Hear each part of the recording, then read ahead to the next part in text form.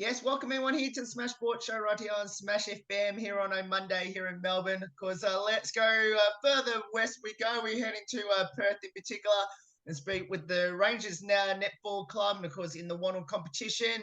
And of course, we've played 4 rounds already. Of course, round 5 is coming up, of course, just before the Easter break. And of course, we got a very special guest join us right now because her name's Georgia. She joins us right now. Thanks, Georgia, for joining us. Hey, thank you for having me. Pretty much a whole month is now done in the WANL season. How's the Rangers teams looking through the first month or so?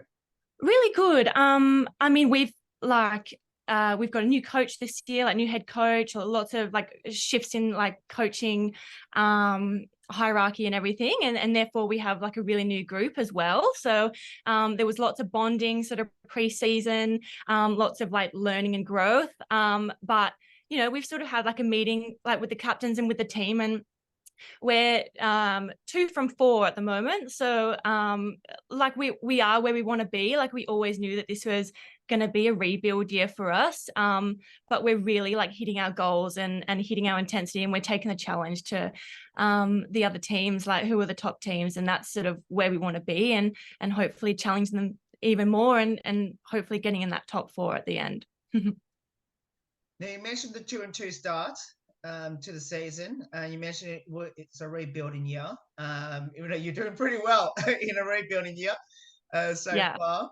Now, I know that you have some fantastic young players coming through, especially from that 2021 under 20s team that won it. I guess tell us a couple of those players and how they're fitting to the team. So yeah, we've got a lot of those players. We've got Kat Byrne. She's in the circle with me, so she's a fantastic shooting partner. Shoots at range, very, very accurate, and really speedy footwork as well. We've got a lot from the centre court. We've got Courtney Lingrid, who's come through. She's a training partner with us. We've actually got another shooter as well, Ashley Annals. She's a training partner with us, and she's growing every week, which is really good. And it's really good to learn from her, but it's really good to be able to sort of lead her in the circle as well. We've got lots of new defenders who have come through. So we've got Beck Ainsley and Grace. They were a shooting pair in that 20s premiership team. And, it's a young defensive side, but honestly, like I've just never seen players like grow so much in only 4 rounds. Like even the first game that we had, those guys like, at training, they was like, they were really nervous and it was really apprehensive for them, but they've really taken it to some of the top shooters in the league, and they're doing, really outstanding leads. Great to see from the complete other end of the court. Being the new coaching staff as well. Tell us a bit about your coaches. So we've got Taryn, and then Shaz as well. We call them Taz and Shaz. So Taryn's our head coach this year. So obviously she won that 20s premiership with all of those players, and she's brought a lot of that, sort of that winning platter with her up into this team, and sort of that's her vision. So she's doing really, really good. She's harsh when she needs to be, which is fantastic, but she's also really good friends with everyone. Like she's really good at creating that balance between professional and making sure that everyone's okay, and being someone supportive and being their friend at the same time. Sharon is probably the most like enthusiastic and just the most passionate coach that like one of the most that I've like ever experienced. She will always be my biggest cheerleader and the team's biggest cheerleader, and she's just got such a talent that when she's talking to you from the sideline, she makes it feel so personal that she's cheering you on, and you're really special, and she's just the team and the club, and she just shows so much passion. So it's really great to have her as well. And we've got Craig, who has been with Rangers for, I think this is his 3rd year now, or maybe his 2nd year. It feels like he's been there forever, and he's just such a culture person to be at the club. He started as our stat man, and now he's sort of making his way through the ranks in coaching and sort of branching out, and he's our apprentice coach this year as well. So it's a really good combination, and we're very lucky to have them. They're a great team. Tomorrow, I see, is your next game. Tomorrow night, of course, the 20th at 6:30, and 8 o'clock is the league at the Gold Netball Centre, which is a midweek game due to obviously Easter, because you normally play on a Friday. How's the preparation been like on a very short turnaround as you take on East Freo? It is a really short turnaround. And yeah, the shortest turnaround this season so far. But honestly, like the preparation, like we were just so focused on the last game. So we've sort of had our feedback sessions with the coaches and as captains and between sort of specialist groups as we've needed to. But we haven't actually hit the court, and we won't hit the court from the last game until our next game. So we'll have like a meeting before the game, and we've spoken a little bit about Sharks. But really it's just like trying to get that recovery in. Obviously, we're a month in, so we're starting to get a few niggles in the team. So just making sure that we're all recovering right, seeing the physio, like making sure that our load is okay and we're not going on too many runs or anything in our days off. But we did a little scratchy against Sharks in the preseason, and it shaped up really good. That was one of the first games that I saw those defenders like really take it to the shooters. So it should be a good game. It should be really close. And this is one of the teams that on paper and on the court, they're going to be top 3 or top 4. So really hoping to take it to them this week. As you mentioned, of course, the team took it easy, and I think the rest of the competition might have done the same, considering how much the short turnaround from Friday to Tuesday will be. I guess, how do you approach weeks like this where the turnaround is so short, obviously due to the Easter break coming up later this week? I think like honestly, like it's such a whirlwind, like the first like 4 rounds. But sort of like as we're approaching round 3, we're sort of speaking about both teams in both of our training sessions and making sure that the coaches are addressing, well, for me, I'm a shooter, so addressing the different types of defense ends that we're going to come across, if they're sort of sagging off or if they're more one-on-one or if they're more aerial players, and trying to work again, like, play our strengths against what their strengths are, and try and find their weaknesses. And we sort of touch on that, but really like my focus always is, and the coach's focus always is, that first game, and then sort of breaking it down quarter by quarter and then 5 minute by 5 minute. But sort of like, once we've approached that game, like going into the next game, it's just, as I said, like lots of recovery stuff, seeing your physios, lots of nutrition and stuff. And we've done lots of debriefing and like speaking with the coaches and getting feedback about how we can like approach our game differently. And we've always got video footage available as well. So that's something that I use. I like to always analyze my game, and even we can watch their games as well and sort of see how we're going to be matching up and what I can be doing to sort of exploit their weaknesses as well. Further from obviously playing on a Tuesday, are you going to be missing any players due to WA, a couple of WA teams heading to nationals in Darwin next week? I think actually that we might have a bye over that whole week. I think that it's worked out really lucky. We do have a few players play. So we've got Taylor Stiles in the 20s. She's playing for the 19 and under. Beck Ainsley is a training partner for 19s as well. So, she has to keep her phone on her just in case of any injuries or any call-ups.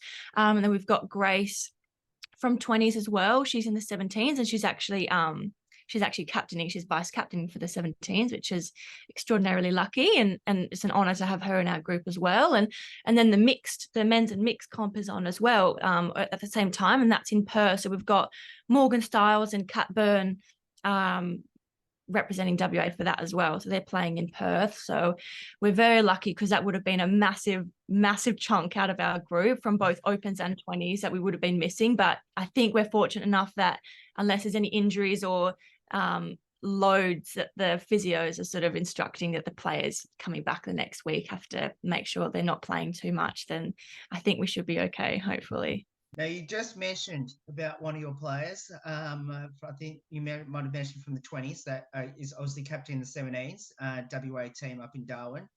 Tell us a bit about her, and obviously I'm sure you want to congratulate her on her achievement for being captain of the state team. Yeah, it's fantastic. So Grace is she's new to Rangers this year. She's a defender.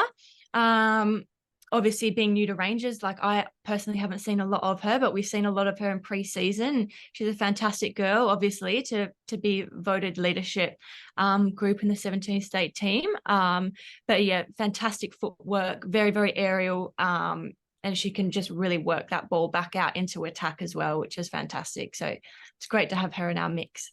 Netball journey. Where did it all start and why did you choose it, Georgia? Oh my goodness. I have been playing netball for so long. I wouldn't even be able to tell you how many years, but I started in year 7, which I actually might, no, I started in year 3. Sorry, I started in year 3. And I played netball because there wasn't a girls' football side at my school, and the girls needed a fill in. And I remember my first training or my first game, I was just running with the ball. I thought that it was so silly. Like, why do we have to stop with the ball? Why can't we just run and then go and score a goal? But yeah, like I learned really quick and just fell in love with the game. And yeah, I think just sort of got TID'd in sort of associations and then made my way into Rangers. And I've always been in Rangers. I grew up at Naranda Netball Association, so that branches into Rangers, or it was Darling Range at the time, where it was sort of affiliated with associations. And then yeah, from there sort of did state teams, tried for state teams, and I was very lucky enough to get in there and continue my open state league journey. And then yeah, I was unlucky to do my ACL, I think in 2017.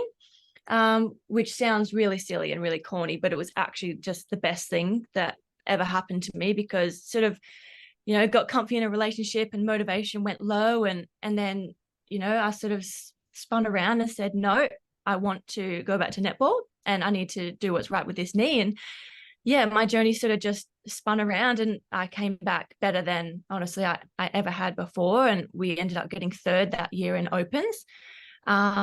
And then I made it into Western Sting, which was probably my biggest highlight, my biggest honor. And yeah, picked up a few awards that year. But, if I hadn't done my ACL, then, I wouldn't have had that motivation switch and that mindset switch. So yeah. You mentioned right at the start what position you play on the court, which is obviously Mm-hmm. the other shooting end, where all the glory comes from. It is. If you had a dream position where you love to convince your coaches to put you, where would that be? Center. Easy question that is. I'm always asking Taryn, please put me in center. I wouldn't last 3 minutes, I'm sure, but any social mixed game that I play center, and there will be one time I will not retire until I can play center at state league.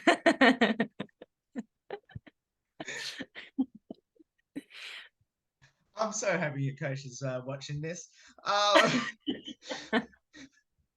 Being captain, what does that mean to you? Captaining means a lot to me. I think like my biggest thing is sort of just trying to be a role model for the younger girls coming through. I think that it's just something that I prioritize, like in my sort of leadership values, like and just sort of representation. Like I always just want to be a part of a club and sort of like passionate about a club and pushing club sort of values to players, where we go on court and we're not being nasty, like we're respecting everyone. And like I just want to create that culture to be this club that everyone wants to be at, because everyone just loves each other, which sounds really corny. Like, winning is fantastic, but I would rather be a club that is good and players respect on the court and respect off the court than be nasty or not represent the club well and win. So that's, yeah, it is always an honor, but yeah, that's sort of how I like to captain. Of course, that's going to be the silliest question I'm going to ask. Obviously, well deserved to be in the captain role anyway. But were you surprised? I was. I think when it was, I think 3 years ago, maybe 4 years ago, the coach called me up, and I was the most seen, or yeah, I'd been at the club the longest, probably out of everyone at the club. And she called me up and she said, I'm just letting you know that we've got a board meeting tonight and I'm just going to propose for you to be club captain. would that be okay? And I think I just burst out crying. I was like, are you kidding me? Like, why me?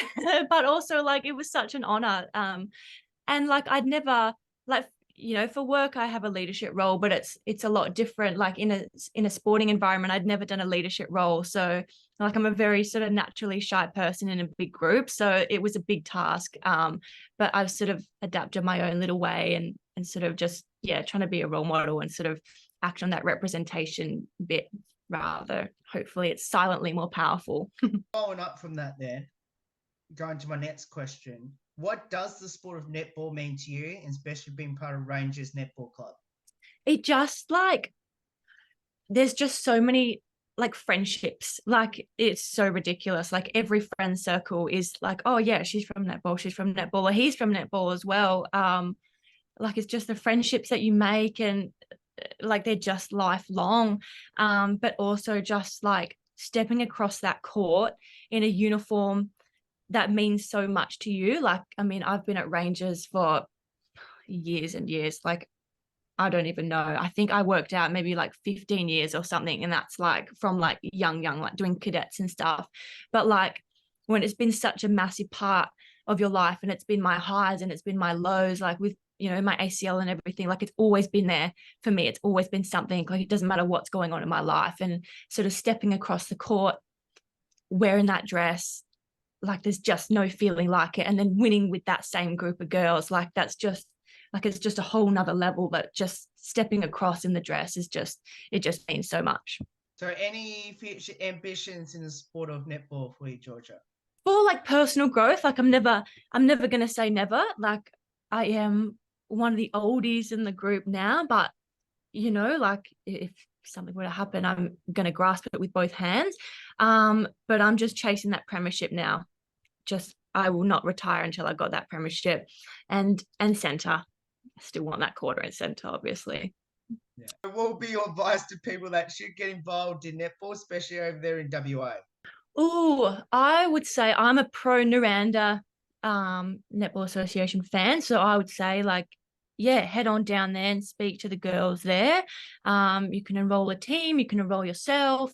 Or Swans or Kalamunda or just like anywhere. I play social at like Lords and Loftus and stuff. So even for males to get involved, even like as an adult, like you can do mixed and stuff. And it's just, it's so fun. Just do it. It's just like, it's such like to be a part of a team, like, working towards something is so fantastic. So yeah, it's great to get a part of for females and males. But yeah, I would just do it. It's so fun. So, Georgia, you mentioned about males. I know that WA, the WANL competition, WANL is the only competition they have male in their state competition.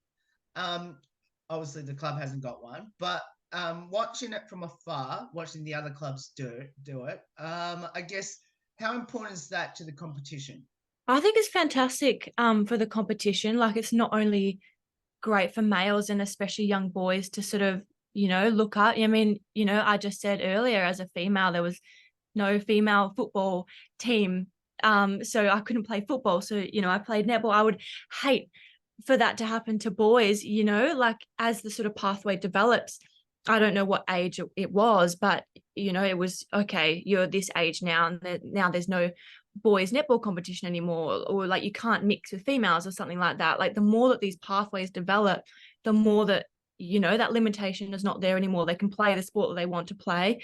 But not only that, like for males, like it's so fantastic for the females to come against them. Like it's just like a whole nother game. Like they're so agile and it's such a different type of game. Like it's very aerial. Like the way they throw the ball and work the ball in is just so different. So for the female athletes to come up against that and train against that and play against that, like it really makes us better as well.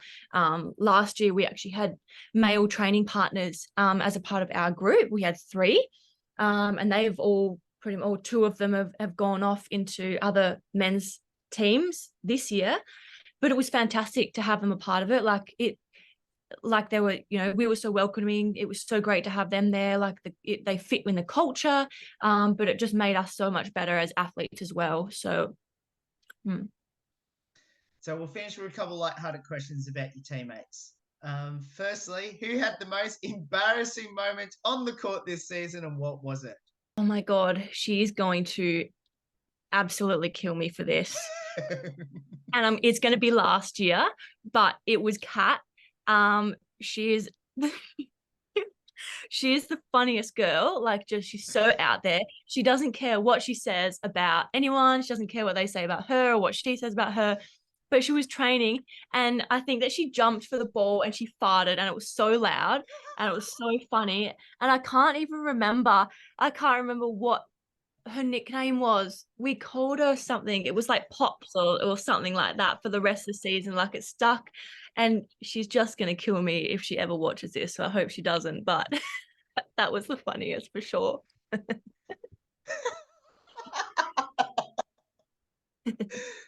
Sorry, I've got to ask this as a follow up then. Uh, so I have to ask this now. You just mentioned it. So when it happened, um, what was everyone's reaction to that? And especially the one that was near it. I think, like, I mean, it was in the shooting circle. So I think it's only the shooters that know this. I mean, probably now everyone does. But I think everyone was just like, did that just happen? And then, like, like, we now knew because she was doing that face as well. We knew that she had done it. So, oh, it was so funny. Toots is what we called her for the rest of the season. So it was so funny. She laughed. She laughed about it later, so it was great. But it's very funny. Oh, that's the best one I've ever had. So who's the comedian, the best singer, and internet TikTok / be real? The funniest, I'm gonna say Kat. She's like the most out there, and like she's just happy to like laugh about herself and just take the piss. But also Courtney Lingrid is also very funny, but like really dry humor, like very just like underhand slap comments like to the coaches, like they think it's funny as well, but very, very dry humor for Courtney, but then very, very out there, like obvious humor for Kat. And then the Be Real, look, I'm an oldie, so all I know is that Morgan Styles and Beck Ainsley are always doing Be Reels. I'm never in it. I'm too old, but they're always doing them. So I presume that it's cool when they're the best ones.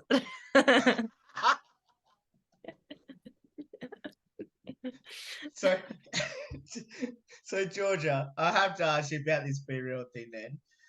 Have they asked you to be in the Be Real at any stage? I mean, like they say, like they say as a group, okay, we're doing a Be Real, and look, I just run away. But like all the girls that know what it is, they go in and like do it, and I'm just, I'm scared. I'm not cool enough for that.